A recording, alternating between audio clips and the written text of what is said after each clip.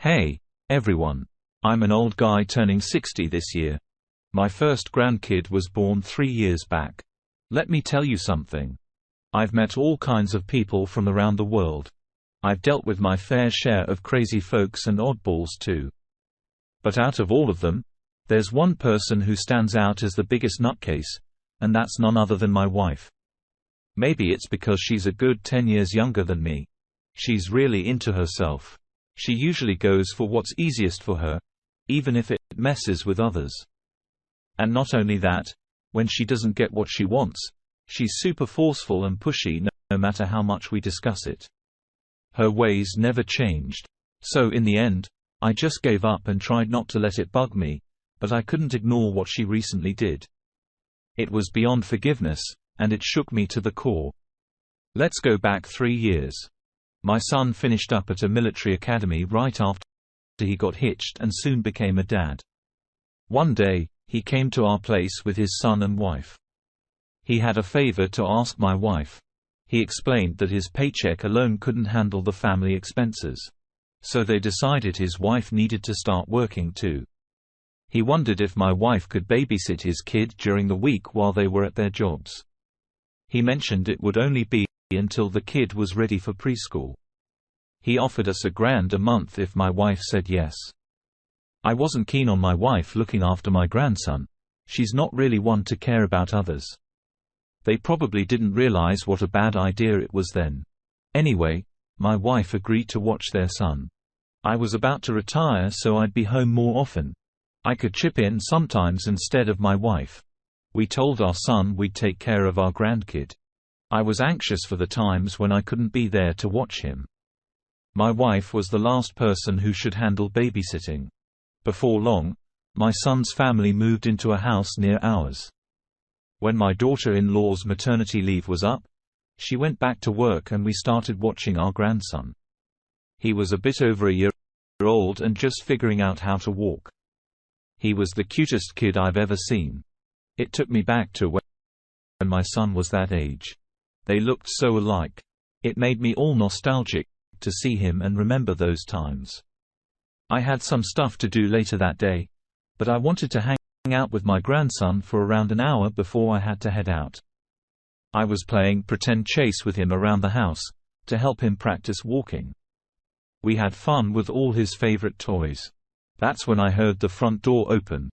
I walked over to see who it was, but it wasn't someone arriving. Turns out, it was my wife leaving. I figured she might be taking out the trash or something, but after a minute or two, she didn't return inside. Time passed. 5 minutes, 10 minutes, even half an hour. And still no sign of her in the house. I gave her a call to see what she was up to. I asked where she was and mentioned that I had to leave soon. "Why aren't you back yet?" I inquired. She replied that she had stepped out to take care of something and assured me she'd be back short. She asked me to look after Robbie a bit longer. I told her firmly, "You really should try to come back as soon as possible. I need to hit the bank before it gets crowded, and I've got lunch plans with a friend." So I waited and waited, but she didn't return. And she wasn't answering her phone either. I had already told her when I needed to meet my friend, but she still wasn't back. If I waited much longer, I was going to be late. Reluctantly, I gave my friend I was supposed to meet a call. I said, "Hey, Billy. Listen up. I'm kinda stuck at home right now watching my grandson. My wife was supposed to be back by now, but she's still not here, and she's not answering her phone. I'm really sorry, but I think we'll need to change our plans." My friend said he got it and that it's all good. No need to stress about it. Just give me a heads up when you're available and we can reschedule. I really didn't like calling off our hangout at the last moment. It kinda makes me look bad even though it's really my wife's fault. I was pretty upset with her for taking so long to come back. Finally, around 3 o'clock, she showed up at the house. I was pretty mad when I asked, "Where were you?" Thanks to you, I had to bail on my friend. She didn't seem bothered at all. She said, "Well, I wanted to get back sooner, but a few things came up and I lost track of time. She didn't even say sorry, acting like it was no big deal. I shot back. You promised you'd look after Robbie. That's what you should have done. You have a responsibility now that you can't just ignore. You're not looking after someone's pet. You're looking after your own grandkid. She rolled her eyes and sat down next to little Robbie. Before long, my daughter-in-law came to pick up her son. And, of course, my wife acted like she had been watching him all day and told her how well behaved he'd been. Naturally, my daughter-in-law believed her. She didn't have any reason not to do it. I wanted to speak out, but I held back. What I wanted to say was she shouldn't get any credit because she didn't really do anything. It was me who looked after Robbie from morning till 3 o'clock. While she was out shopping or doing who knows what all day, I didn't want to cause a scene, so I kept quiet. It didn't take long for my suspicions to be proven right. My wife had no intention of watching her grandson in the morning when my daughter-in-law dropped off Robbie. She would be there to welcome her and take him inside. That was pretty much the only time she spent with Robbie during the day. Once she put him in the living room with me, she'd vanish and only return a few minutes before Robbie was supposed to be picked up. I'd call her every time she left the house and she'd say the same thing. I won't be gone for long. But, obviously, that was a lie. She was gone almost the entire time Robbie was at our place. I scolded her and questioned, "Why did you agree to watch him if you weren't going to actually do it?" She shot back, "I never said I would. I've got my own stuff to take care of. He's your responsibility." She gave me attitude saying, "You're a parent. How could you say something so cruel? You're basically ditching your own grandkid." She acted like all I had to do was play with him and put him down for a nap. She talked about responsibility, but that's her duty as a grandfather too. It's like the minimum she can do. If she can't handle that, maybe she shouldn't even be around him. I shouted, "You agreed to this. You're the reason he's here now. How can you put the blame on me?" My wife fired back. I thought it was clear I was speaking for both of us. "Isn't it strange that you're acting like it's only my job? We're both supposed to look after our grandson. It's crazy to say I should be the sole caretaker." Things were getting pretty heated. It was obvious she wasn't about to change her stance, and we couldn't take back her offer to watch him. I never imagined my retirement would turn out like this. I had plans to enjoy my time in my own way, not be stuck as a babysitter. Her arguments didn't even make sense. She kept going on about our shared responsibility when in reality, I was the only one actually watching him. She claimed she was busy throughout the day, always running errands, and then needing to make dinner once she got back. She probably spent maybe 10 minutes actually keeping an eye on him. And if that wasn't enough, she'd keep most of the money for herself. My daughter-in-law was paying her to watch Robbie, but she'd take 80% of it and toss me the remaining 20%. In reality, I was basically the one taking care of Robbie all on my own. How did she come to think she deserved nearly all that cash? When I confronted her about taking such a big portion of the money, she responded with, "Obviously, I deserve more than you. I'm the one cooking, cleaning, and doing laundry. It's only fair I get a bigger cut, but I'm being nice and letting you have some." I scolded her saying, "You're using my retirement money for those things. Why should you also get extra money?" She acted all high and mighty saying, "I'm doing more now that Robbie's here. I should be compensated for the work I'm putting in. The retirement money is a separate matter." It felt like I was trying to talk to a brick wall. No matter what I said or how logical my argument was, it was like talking into thin air. I was getting seriously worked up. At my age, shouldn't have to argue about absurd stuff like this. Eventually, I just gave up.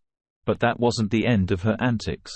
When the weather got better, I didn't want to stay cooped up inside all day with Robbie.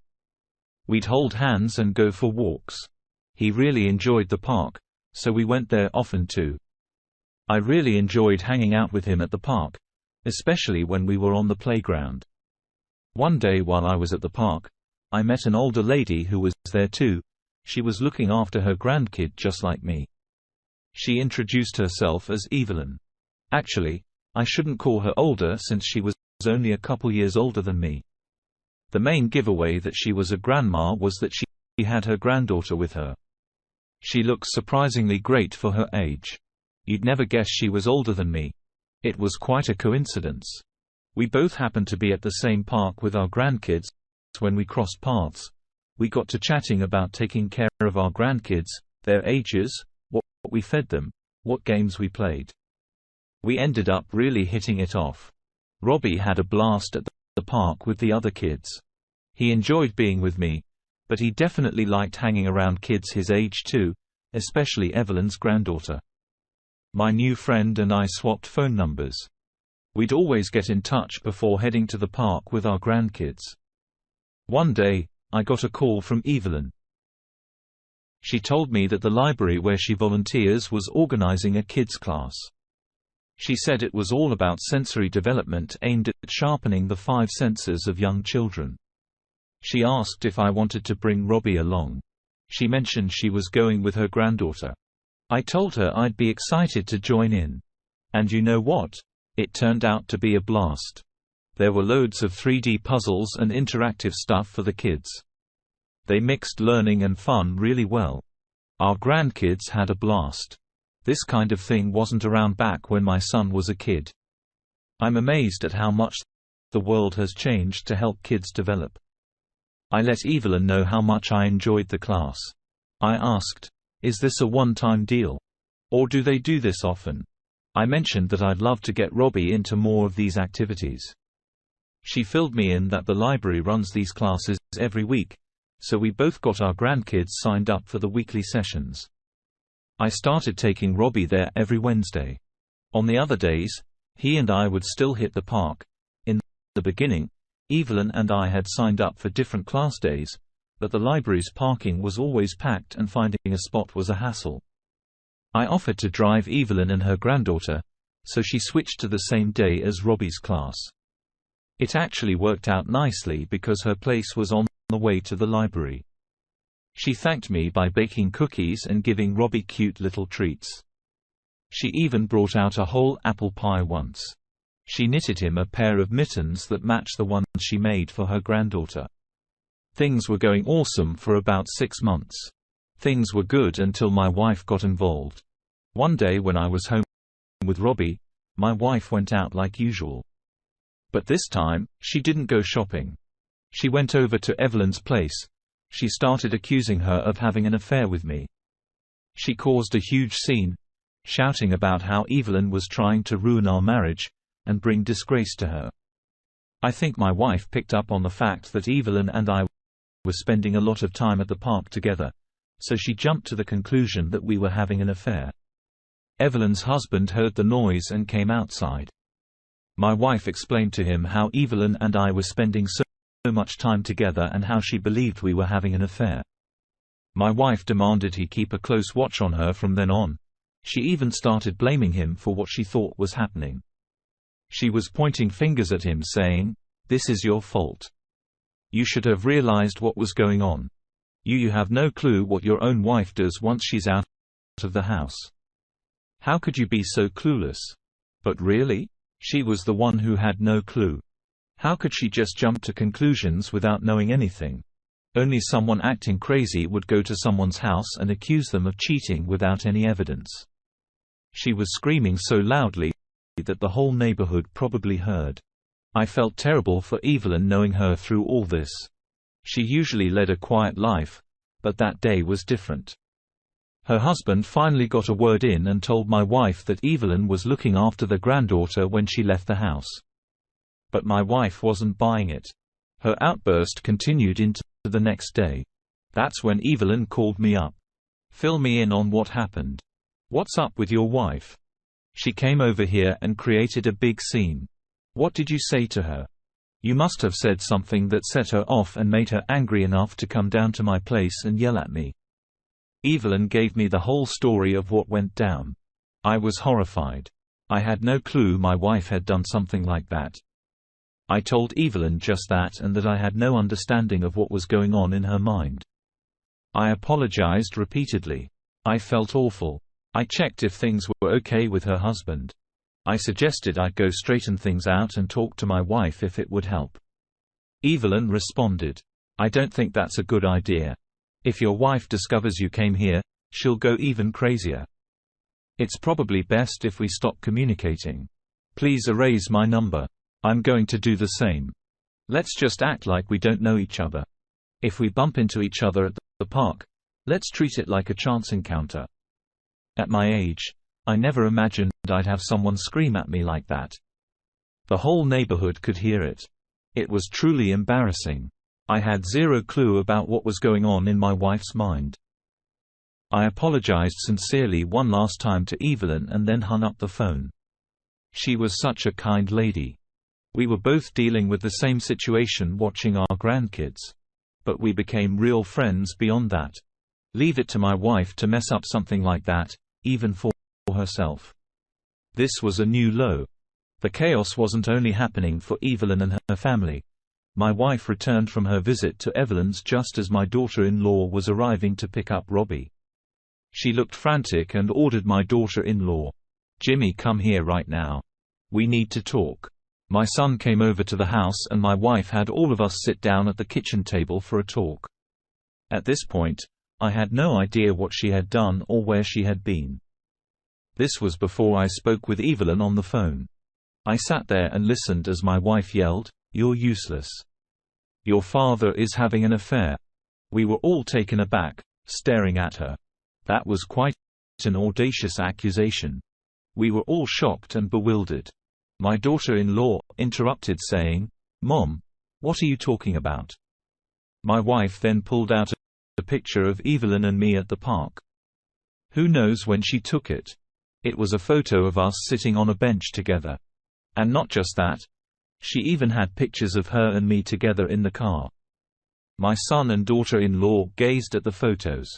My wife confidently exclaimed as she showed her evidence, "Check this out. Your deadbeat father is spending all his time with some random woman. Look here. Here he is getting a cake from her. She was even cooking dinner for him. Look. I did my research on this woman. I followed her.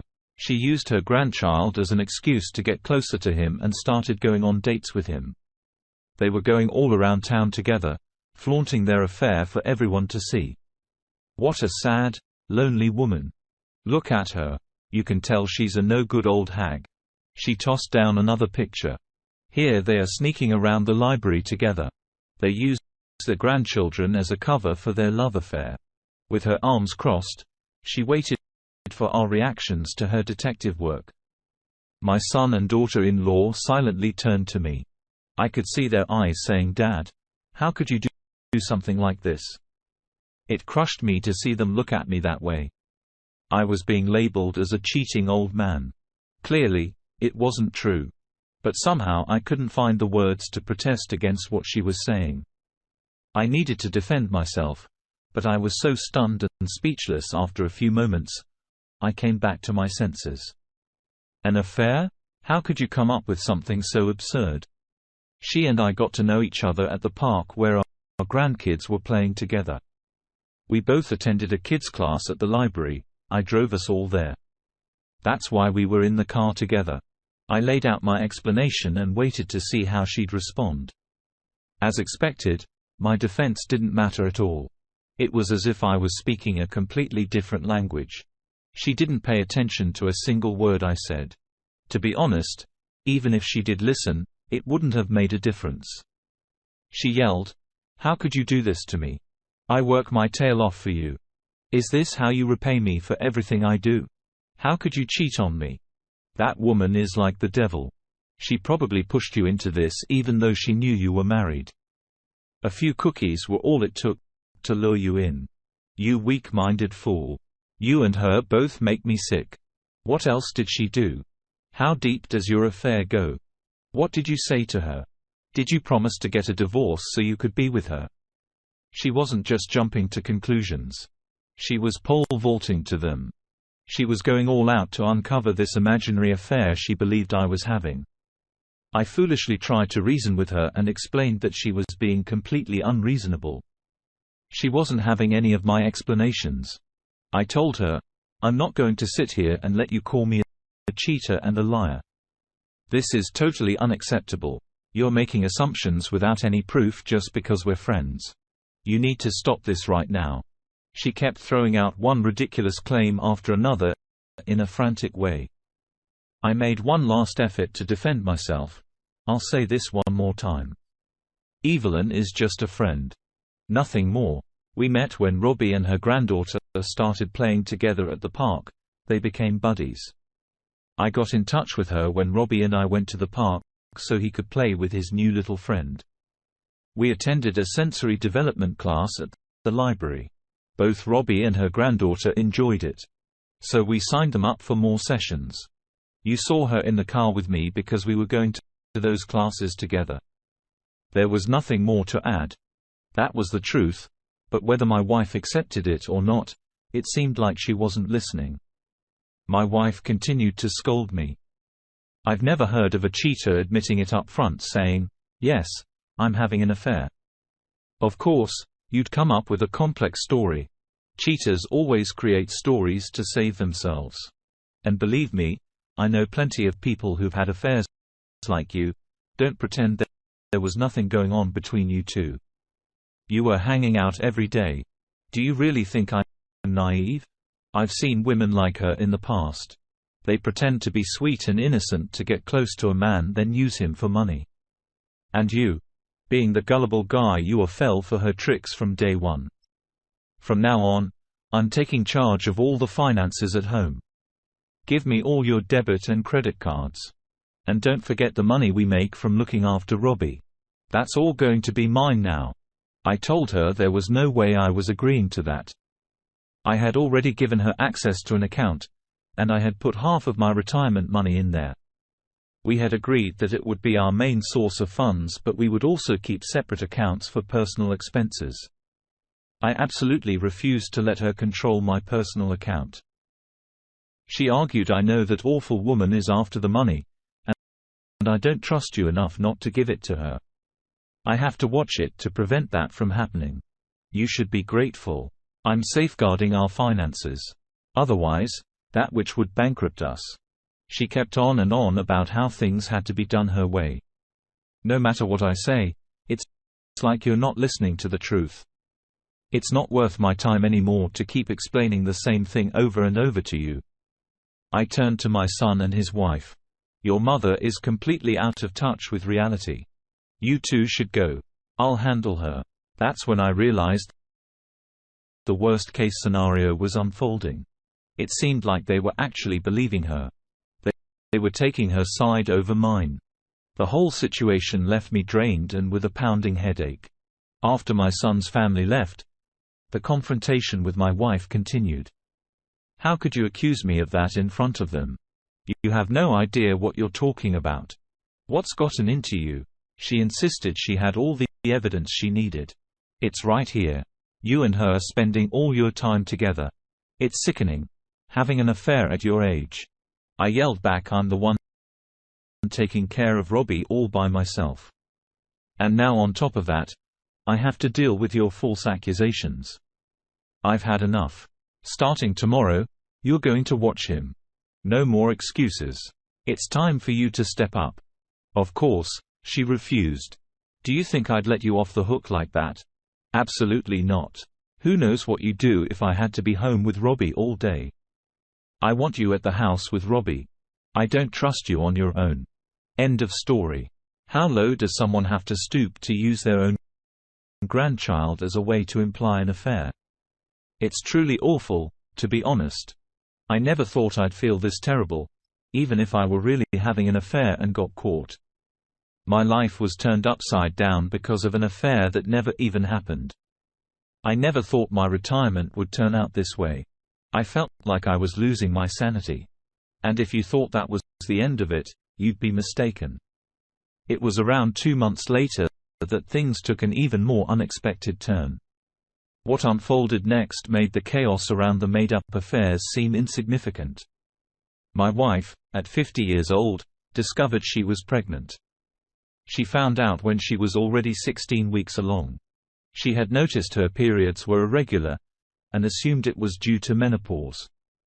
She had a feeling that something wasn't right. She mentioned feeling sick, similar to how she felt during her pregnancy with our son many years ago. A doctor's visit confirmed her suspicion. She was pregnant. I had no clue. I didn't pick up on any signs that she might be expecting. Here's where things get tricky. We hardly spoke a couple of words to each other after she accused me of having an affair. Needless to say, our closeness came to a screeching halt after that incident. She barely acknowledged my presence. There was only one instance I can recall when she tried to be close with me, and it was completely out of the blue. She hadn't approached me that way in years. I was taken aback. I asked her what had brought this on. I couldn't resist her advances. And eventually, I succumbed to the temptation. Despite knowing I shouldn't, I gave in anyway. It turned into a night of passion that I hadn't felt with my wife for years. About a month later, my wife woke me up while I was asleep.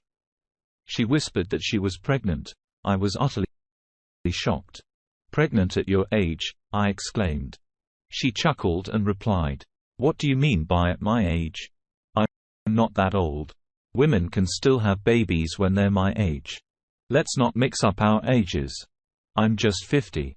If I were 60 like you, it might be a different story. It's not so strange for a woman of my age to be pregnant. Haven't you remembered our passionate night together? Don't act so surprised." I was skeptical. A man my age shouldn't be so easily able to get a woman pregnant. I insisted there must be some mistake. My wife assured me that if a considerable amount of time had passed since her last encounter with a man, it was quite possible for her to become pregnant.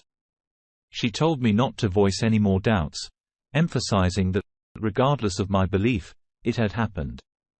Initially, I felt a mix of shock and disappointment. I was on the brink of becoming a father again at the age of 60. As I dwelled on the idea, I found myself getting more and more excited. My grandson was such a sweetheart, and I absolutely enjoyed playing with him. If I were to have another child of my own, I just knew they would be equally adorable. It doesn't really matter when a child comes into your life. They deserve care and love regardless. Sure, some folks might chuckle at us for having a baby at our age, but honestly, I couldn't care less. I was ready to pour all my love into this child no matter what anyone said. Turning to my wife, I advised her, "You need to take extra good care of yourself now. Even though you're not too old to have a baby, it doesn't mean you're as young and energetic as before. Let's make sure we attend your upcoming doctor appointment together. I'm eager to see how our new little blessing is progressing." About a month later, we went to the next appointment. And according to the ultrasound, everything was going smoothly with the baby. This was actually my first time witnessing an ultrasound, and it made the whole situation feel incredibly real. Oddly, seeing our child on the screen while my wife wiped off the ultrasound gel felt both amazing and a little strange at the same time. I turned to the doctor and voiced my concerns. "I'm absolutely thrilled about this late-in-life addition to our family, but it also comes with a hint of worry. Is it safe for us to have a due date at our age? Are there any precautions we should be mindful of given our circumstances?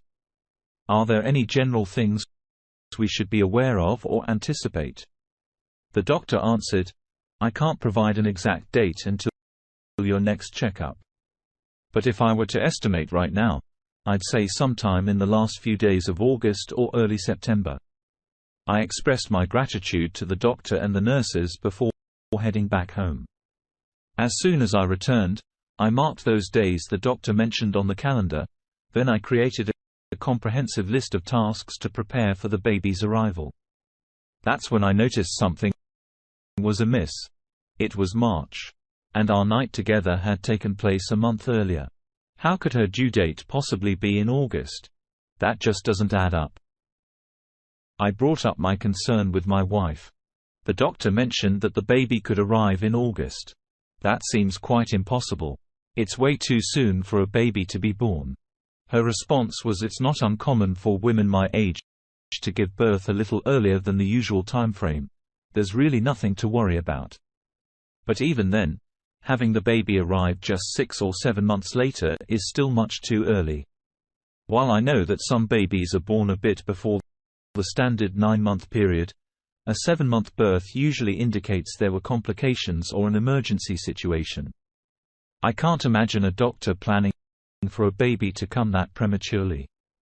I went back to the doctor to discuss this.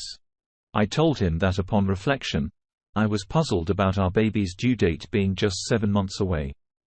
I understand that my wife is older and sometimes older women give birth early. But it just seems way too quick. The doctor assured me that the baby appears to be healthy for now. Your wife is in her 16th week of pregnancy. In fact, there's even a chance the baby might come earlier if things continue progressing as they are. No need to be concerned. Then it suddenly clicked. I had a feeling something was off, and this confirmed it. My wife and I were together only a month ago. How could she be 16 weeks pregnant already? It didn't make sense. I thanked the doctor and left to head back home, lost in thought. During the drive, a heavy feeling hit me. It was as if all the energy had been drained out of me when the doctor mentioned that. Slowly, the pieces fell into place. I realized what might have happened. My wife lost her rationality when she believed she had caught me in an affair. I don't know if it was an attempt to retaliate or if she thought she was in a temporary free zone. Around the time she accused me, she might have actually engaged in an affair herself. It's like she wanted to even the score. I felt the need to confront my wife about what I had figured out. I wanted to know who the other person involved was. The following day, we were looking after our grandson. She asked me to play a song for him using my phone while we were playing together. I admitted I didn't know how to do that, so I asked her to handle it. She responded, "You're about to become a parent again and you don't know how to do something so simple. You need to catch up with the times." She shook her head, unlocked her phone, and played some cheerful children's music. I knew she would be going out soon, as was her usual routine. When she left the room, I took the opportunity to go through her phone. I checked her recent call history and made a note of the names and numbers I saw. Then I opened her text messages. The first name that caught my attention was a man named Daniel. I scrolled through their conversation and saw a photo of the ultrasound. They had been discussing the baby quite extensively. After my wife sent the ultrasound picture, the man's response was, "Are you sure? I'm concerned about you having a baby at your age." My wife replied, "I'm fully committed to having this baby and raising it on my own. Don't worry. There's no need for concern. I've already informed my husband about everything. We can discuss the details more when we meet face to face." That was the final message she sent. I put down her phone just as she re-entered the room. I acted like everything was normal. Once she left the house, I placed Robbie in his baby carrier. I stepped out to trail my wife and find out where she was headed. Fortunately, she was walking and hadn't taken the car. She mentioned she was going to the nearby butcher shop. I observed her entering the shop from a distance. I lingered there, but she didn't emerge. I couldn't just barge in and blow my cover. I tiptoed up to the window and peeked inside. To my surprise, I didn't see anyone despite having seen her enter. I made the decision to push open the door and enter. The bells hanging on the door jingled as I walked in. The butcher hurried out from the back, still putting on his uniform and a bit out of breath. He appeared to be in his 40s. I said to him, "I'm here to find a person, not to buy meat." My wife must have recognized my voice. I noticed her peeking her head out seemingly from the office. We locked eyes immediately. In a panic, she hurriedly closed the door, probably hoping I hadn't noticed. Swiftly, I rushed to the door and swung it open. Inside, my wife was lying on a bed covered with a blanket. "What's going on?" I demanded. "Come out here." I insisted. The butcher raised his voice, questioning what's happening. "Who are you?" I shot back. "I'm her husband." His eyes widened and his mouth hung open in shock. He turned to my wife and yelled, "It's your husband. You need to come out right now." Addressing my wife again, I asked, "What's happening here? Explain yourself. Why are you here?" She responded, "I came here to buy some meat and then somehow ended up in this room." I shouted, "That doesn't make sense. You need to come out and bring Robbie home immediately." Once she left the room, I turned my attention to the butcher and began to interrogate him. "What's really going on here? Don't even try to lie. I'm aware that my wife is pregnant with your child. If you don't tell me the truth, I'll call my son down here. And we'll get the answers out of you one way or another." The butcher hesitated, but eventually started explaining. It turned out my wife was a regular customer at his shop. He mentioned he had been married, but got divorced not long ago. My wife had learned about his situation and had been trying to support him through it. Eventually, he started feeling a strong attraction towards her. This happened more than 2 years ago. It made sense why she was constantly leaving the house every day. Their connection deepened, and it eventually led to her becoming pregnant. He admitted he didn't plan for things to turn out this way. According to him, things spiraled out of control. He also revealed that there was another woman he was in a relationship with, someone he was considering marrying again. However, his plans changed drastically when he found out about my wife's pregnancy. Now he's uncertain about what steps to take next. I was left standing there utterly speechless. She tried to shame me, accused me of an affair, all the while she was the one actually cheating. A 50-year-old woman having an affair and getting pregnant. It's quite unbelievable, isn't it? And to top it off, it was with a 40-year-old divorced butcher.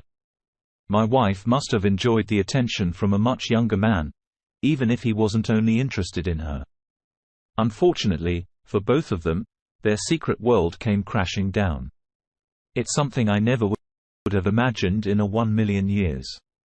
I waited outside my house until my daughter-in-law finished her work and arrived to pick up Robbie.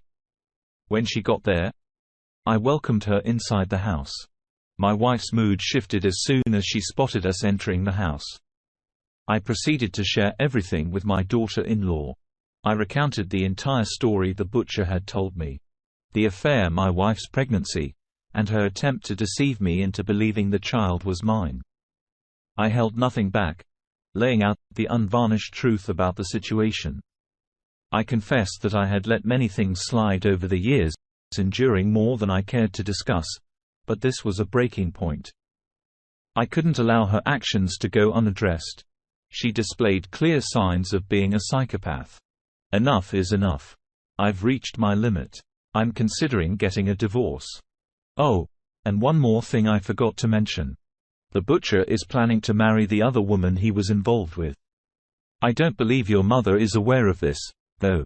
While I was speaking, my wife had been listening from the other room. It appeared she wasn't aware of the butcher's plan to marry the other woman. In response, she promptly dialed him, and I overheard her saying, "You promised we'd be together. We agreed to start our life after the baby's born and I get divorced. What happened to that?" She shamelessly aired all of this in front of my daughter-in-law. At least now, the truth was out in the open. My wife and I ended up divorcing not long afterward. Several months down the line, she gave birth to the baby. Rumor has it that the butcher never actually ended his relationship with the other woman. This led to a massive confrontation between him and my wife. He strung her along, making her believe they'd build a new life together once the baby arrived. But the reality was different. At 50 years old, she was left divorced with a newborn and no support. She was at a loss about what to do next. When someone settles into their life, they usually find contentment with what they have. However, my wife took a different path. She tried to exert control over everyone, acted selfishly, and followed her own desires. And this is where it all led. In recent times, I've been spending my days with my adorable grandson. I'm living modestly off the retirement savings I had accumulated. Additionally, I've initiated legal action against the butcher for having an affair with my wife, which led to our divorce. It shouldn't be too long before I receive compensation for his actions. I plan on looking after my grandson until he's old enough for preschool. After that, I'm thinking of finding a new partner, someone with whom I can travel, enjoy delicious meals and make the most of my time. I want to thank you for sticking with my story till the end. I hope all of you are leading happy and healthy lives.